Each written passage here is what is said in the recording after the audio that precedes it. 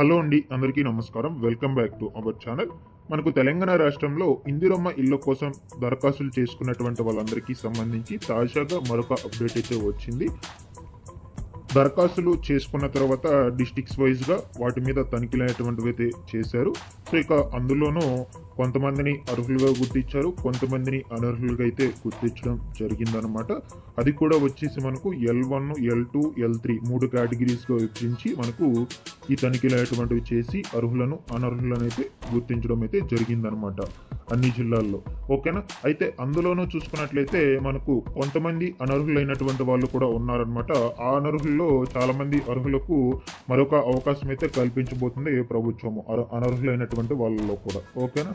So అది ఎవరెవరికైతే మరొకసారి ఈ యొక్క దరఖాస్తులు చేసుకునేందుకు అవకాశం అయితే కల్పిస్తుందో ఆ వివరాల గురించి మీకు క్లియర్ కట్గా చెప్తాను.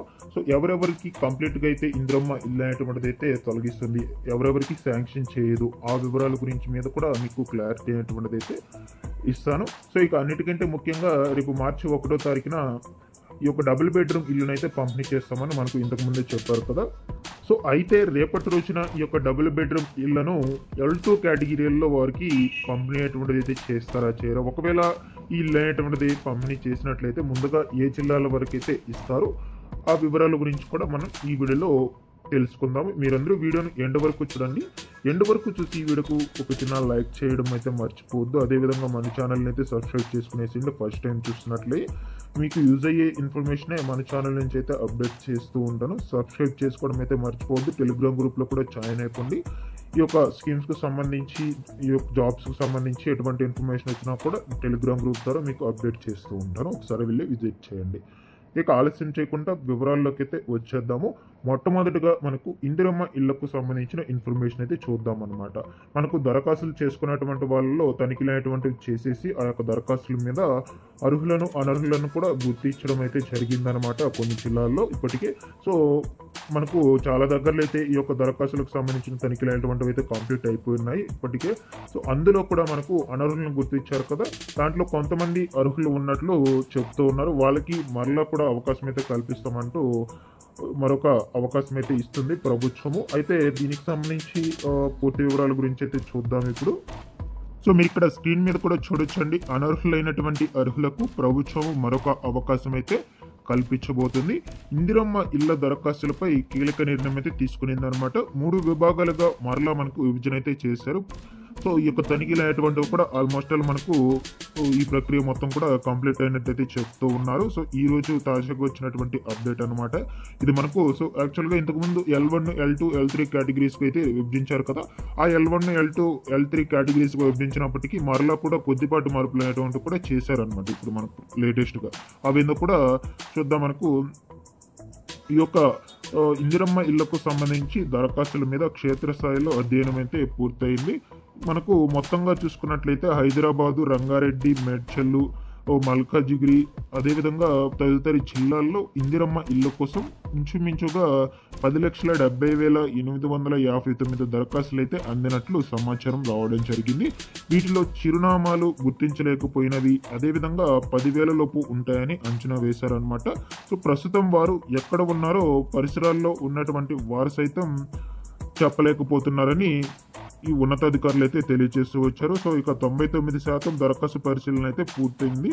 ఇప్పటికే మనకు చాలా మందిని కూడా అనర్హులను అయితే గుర్తించడం కూడా జరిగిందనమాట. క్షేత్రస్థాయిలో పరిశీలన తర్వాత దరఖాస్తులను 3 విభాగాలుగా అయితే విభజించారు. ఇక్కడ చూడండి, మనకు ఇల్లు లేకపోయినా సరే సొంత స్థలం ఉన్నవారిని L1 కేటగిరీగాను, అదేవిధంగా అదేవిధంగా స్థలము 2 లేనటువంటి వాళ్ళను L2 కేటగిరీస్ గాను, సో అర్హులు కానటువంటి వాళ్ళను L3 కేటగిరీగానైతే విభజించడం అయితే జరిగింది. అసలు కంప్లీట్గా L3 కేటగిరీస్ వాళ్ళు కంప్లీట్గా అయితే అర్హులు కారనమాట. మొత్తం వాళ్ళంతా కూడా అనర్హులు. ఎవరికైతే L3 కేటగిరీ ఉంటుందో, L3 లిస్ట్లో ఉంటుందో నేము, సో వాళ్ళకు సంబంధించి వాళ్ళు కంప్లీట్గా అనర్హులు అనమాట. వాళ్ళకి ఇల్లు రాదు, ఏమీ రాదు, స్థలం కూడా ఏమీ ఇవ్వరండి. ఓకేనా. సో అయితే ఇదిలా ఉండగా ఇక్కడ మనం చూసుకున్నట్టయితే దరఖాస్తుదారులకు మరొక అవకాశం అయితే అందించబోతుంది అనమాట ప్రభుత్వము. ఈ దరఖాస్తులకు సంబంధించి పరిశీలనలో అర్హులుగా కొన్ని దరఖాస్తులను అధికారులు గుర్తించారు. సొంత ఇల్లు ఉండటం, అదేవిధంగా ఆదాయ పన్ను చెల్లిస్తుండటం తదితర కారణాలతో వారిని అనర్హుల జాబితాలోని చేర్చారనమాట. ఓకేనా. అవి కూడా తప్పుగా ఎంటర్ చేయడం వల్ల ఆ డీటెయిల్స్ను వాళ్ళు అనర్హుల జాబితాలో వాళ్ళ పేర్లు అయితే నమోదైనట్లు చెప్తూ ఉన్నారు. వారికి మరొక అవకాశం అయితే ఇవ్వాలని ఉన్నత స్థాయిలో అధికారులు అయితే భావిస్తున్నారు. ఈ విధంగా మీకు ఏమన్నా తప్పుగా డీటెయిల్స్ అనేటువంటివి ఎంటర్ అయినా సరే మీరు ఒకసారి వెళ్ళి అధికారులను అయితే అడగొచ్చు. మీకు మరలా అప్లై చేసుకునేందుకు అవకాశం అయితే కల్పిస్తారు. పొరపాటున మీకు సొంత ఇల్లు ఆల్రెడీ ఉందని నమోదై ఉండడం కావచ్చు, సొంత స్థలం ఉందని ఆల్రెడీ నమోదైందని, ఆల్రెడీ మీకు ఇల్లు ఉందని నమోదవడం కావచ్చు, అదేవిధంగా మీకు ఈ యొక్క కార్లు కావచ్చు, లారీలు, సో ఈ విధంగా ఇవేమైనా ఉన్నట్లు నమోదైనా సరే, మీరు ఆదాయ పన్ను చెల్లిస్తూ ఉన్నట్లయినా సరే, ఓకేనా. ఈ విధంగా చాలామందికి కూడా తప్పుగా నమోదై ఉంటాయి అన్నమాట డీటెయిల్స్. సో అటువంటి వాళ్ళు ఎవరైనా ఉన్నట్లయితే మీరు అధికారులను సంప్రదించినట్లయితే వాళ్ళు మీకు మరలా దరఖాస్తులు చేసుకోవడానికి అవకాశం అయితే కల్పిస్తారనమాట. సో మొత్తంగా మనకు దీనికి సంబంధించి అయితే ఇన్ఫర్మేషన్ అయితే రావడం అయితే జరిగింది. అనర్హులుగా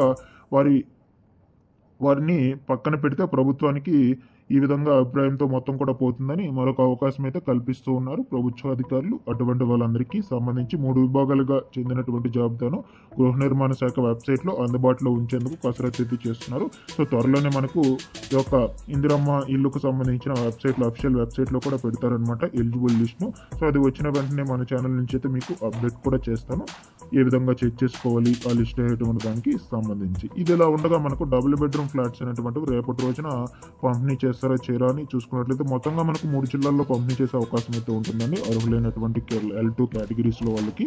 ఈ యొక్క మహబూబ్ నగర్ కావచ్చు, హైదరాబాద్, రంగారెడ్డి, ఈ 3 జిల్లాల్లో, ఎందుకంటే ఎలక్షన్ కోడ్ అనేటువంటిది అమల్లో లేదు కాబట్టి ఆ 3 జిల్లాల్లోనే ఖచ్చితంగా అయితే పంపిణీ చేస్తారు. ఈ విధంగా అయితే ఉన్నాయి మనకు ఇందిరమ్మ ఇళ్లకు సంబంధించేసి, అదేవిధంగా డబుల్ బెడ్రూమ్ ఫ్లాట్స్కి సంబంధించేసిన ఇన్ఫర్మేషన్స్ మొత్తం కూడా చెప్పాను మీకు. మీకు ఏమైనా డౌట్స్ ఉన్నా కూడా కమెంట్లు అయితే అడగండి.